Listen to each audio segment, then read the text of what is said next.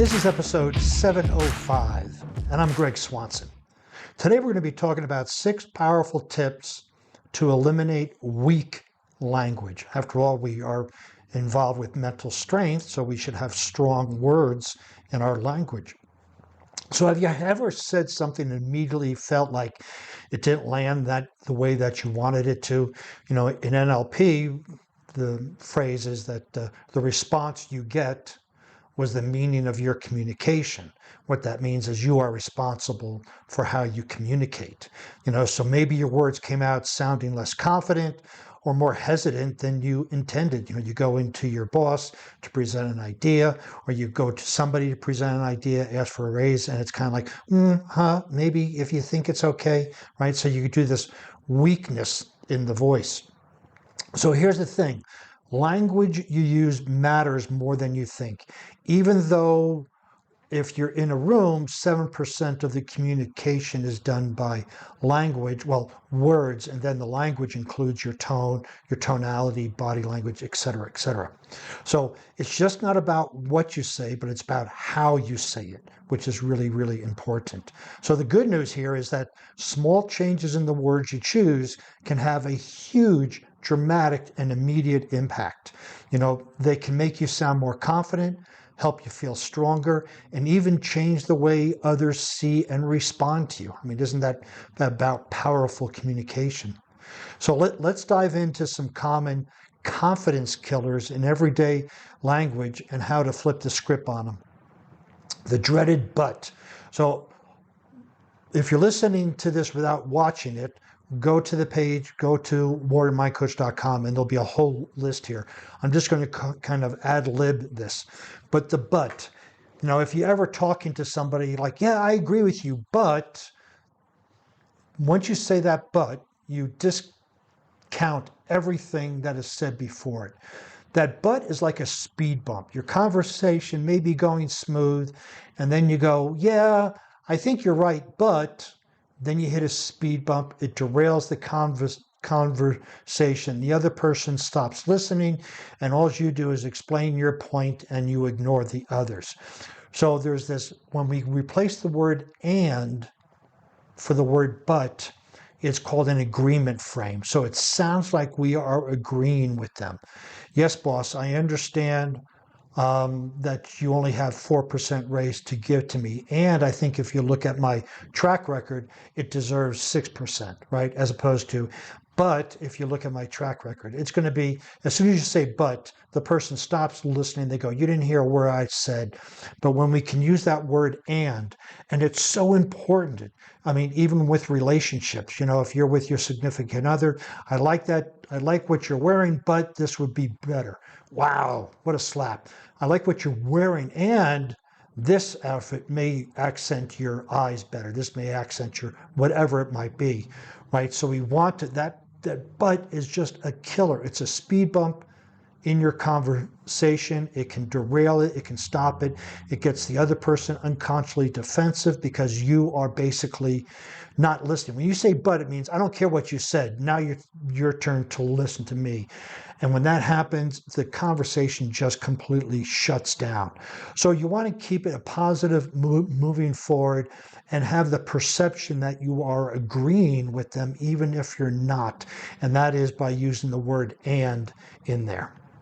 So overusing sorry, right? Sorry for being late. Sorry for asking. Sorry for existing. Sorry. Sorry I'm late. Sorry I didn't get back to you sooner. Change it to thank you. Thanks for your understanding. Thanks for waiting for me. Thank you for putting up with my BS, right? Whatever that might be. But taking that word sorry for being late. Hey, thanks for your patience. Thanks for waiting for me. When you have this, when you say sorry, it is so weak. It's like you're apologizing for being alive. And there are sometimes, if you legitimately have done something, a big faux pas, that's the time to fess up and be, and apologize for it. But if it's these little things, especially in business, you're supposed to go to a meeting, you come in 10 minutes late because of traffic. Oh, instead of coming in there saying, I'm sorry, it's going, hey, thanks everybody for waiting. Traffic was horrendous. It just gives a stronger position when you say, thank you or thanks for your patience, something to that nature instead of saying sorry. Sorry is just a really, again, there are times and places where we want to use that if we have done some really damage in our communications, or you hit somebody with your car or some whatever. We want to, acknowledge that. But generally speaking, we all use the word sorry way too much. We want to start to switch that so that people will actually listen to us from a strong position as opposed to a weak position. I just wanted to check in. I just wanted to do this. I just wanted to do that. Right? Just drop it. Eliminate the word just. Instead of, I just wanted to check in, I'm checking in. I wanted to see if you're available. Instead, it just puts a weakness to it. It's like you're apologizing again for asking for something, especially if you're meeting with a client. They know, and you're in sales, they know your job is to sell. You know their job is to buy. And instead of going, oh, I just wanted to check in, it's like, I wanted to check in to see when we can meet again. That's it. They understand that. It's not offensive. There's a difference between aggressive and assertive. Aggressive has anger behind it. Assertive has confidence behind it, at least in my perspective. And so when you can just eliminate the word just, you'll come across a lot stronger, a lot more confident. So when you are writing emails or writing texts, pay attention to how often you use the word just or sorry. Sorry to interrupt you. I just wanted to check in. Holy mackerel, that's weak sauce all over the place, right? I wanted to check in. That's it, right? And just eliminate that word just and watch how people respond to you differently. And again, I have more of these examples on the notes for this podcast on warriormycoach.com. But hopefully isn't helping. When you say something like, hopefully we'll make it work, you sound uncertain. It's like you're crossing your fingers instead of showing confidence. So, what we want to do is, I'm on track to finish this. Instead of hopefully I'll finish it, I will finish it. Make that commitment, right? Hopefully gives this wiggle room for, well, I said hopefully, I never committed to it. Commit to it and make it happen. That's what mental strength is about, right? You have your confidence, you're in control, you commit, you make it happen. Hopefully, again, is weak sauce. If you don't think you're going to get it, you're going to go, we're going to do everything we can to meet it, as opposed to hopefully we'll meet it. You give a deadline, something done in 2 weeks, you're asked, can you get it done? Well, hopefully. No, it's like, we're going to do everything we can to get it done on time, right? And that's, you want to use this as a really great statement. I'm on track to finish this. Hopefully, again, it's weak. You don't want to be using hopefully. Hopefully I'll get there on time. No, I'll do everything I can to get there on time. Right? Hopefully it's just, and we use these words, all the ones I've gone through so far, so much in our personal language as well as our professional language. We need to start to remove them completely.